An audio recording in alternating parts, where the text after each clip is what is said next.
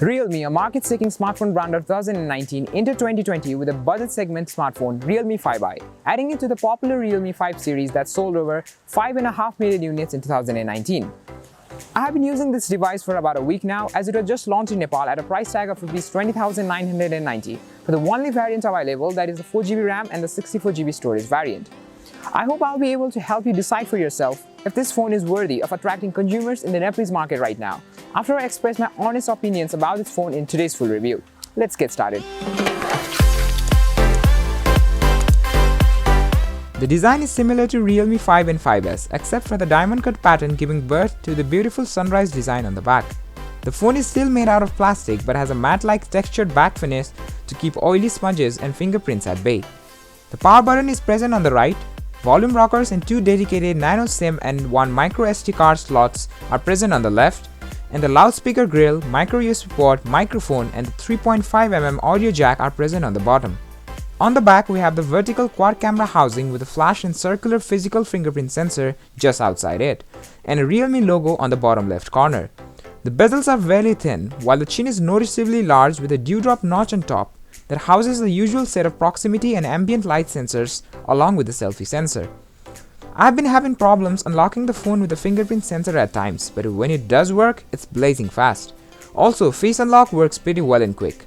Even though its huge 6.52 inches IPS LCD display is only of 720p resolution, I found it to be pretty good in terms of brightness, colors and viewing angles, but lacking in the pixel quality and also not suitable for one-handed use due to its size.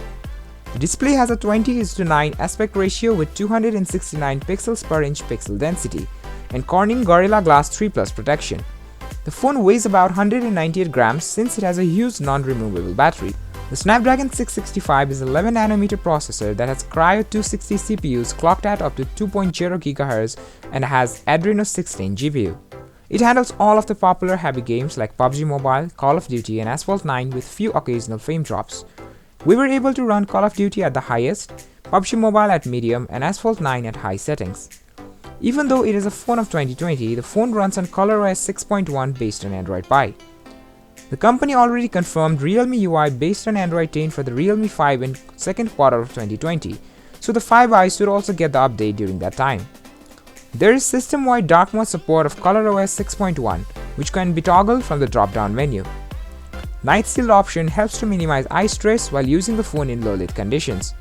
If you are a BMW lover, there is a grayscale mode option as well to remove colors system-wide. Overall, there are various display modes, ease of use benefits and other tools in ColorOS 6.1 as seen in the other Realme 5 series that make the overall user experience pretty good for the price, except for the annoying ads that keep popping up in the notification bar time to time before. I finally learned to turn it off in the settings and now I am perfectly fine using the OS, but I'm eagerly waiting for the update of the Realme UI. This is one of the very few phones to have a quad camera setup at this price range.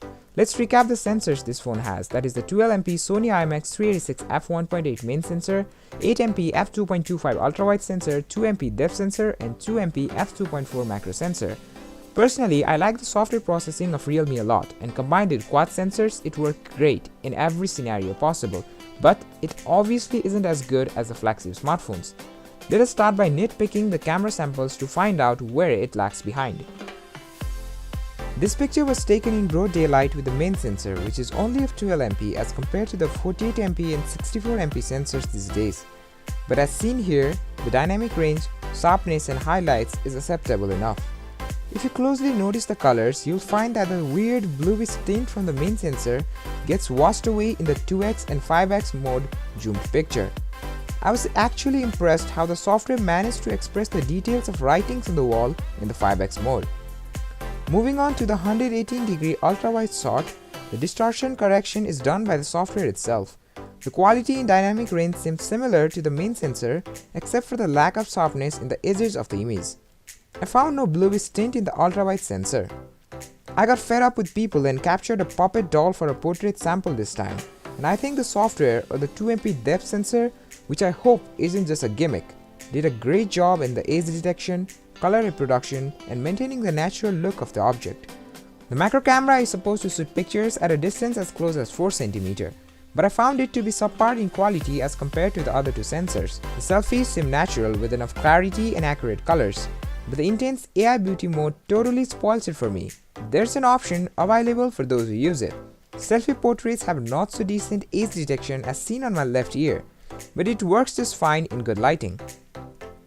Now in low lit conditions, none of the sensors can produce a clear image with minimal noise. The pictures look like the ones taken from a cheap Nokia feature phone. But the nightscape mode supported by both the main and the ultrawide sensor makes a huge difference in bringing out the highlights, minimizing shadows and highly reducing the noise for the picture with more clarity. The auto nightscape mode needs you to hold the phone steady for about 7 seconds to take a good image, so I highly recommend a tripod for that. Talking about videos, the main sensor supports up to 4K at 30fps, whereas the ultrawide in the front camera supports up to 1080p at 30fps. There's no optical image stabilization on any of the sensors, but the electronic image stabilization in the AI software was seen trying its best to stabilize the footage. Other modes supported are slow motion and time-lapse, both from the main sensor only. Though the company claims to have 120fps and 240fps of slow motion support, I didn't find the option to change the FPS in the native camera app. Overall, the phone has one of the best camera setups in its price range, making it the phone's best selling point. The battery backup is insane here due to its massive 5000 mAh battery and that lower resolution display, but it has its disadvantages. It can take more than 2 hours to juice up the massive battery from 0 to 100 with its non-fast 10W charger provided in the box. So sadly, no quick charging for a quick run to the coffee shop here. Also, I'm highly disappointed at Realme for giving us a USB Type-A port in 2020. Like really? Back to the past instead of back to the future?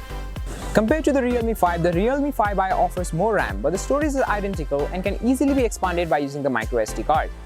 The display and the quad camera setup are also identical, except for that lesser 8MP selfie shooter on the Realme 5i. So personally, I don't think anyone should pay Rs 2000 more for a higher pixel selfie shooter of only 13MP and that extra 64GB of storage on the Realme 5.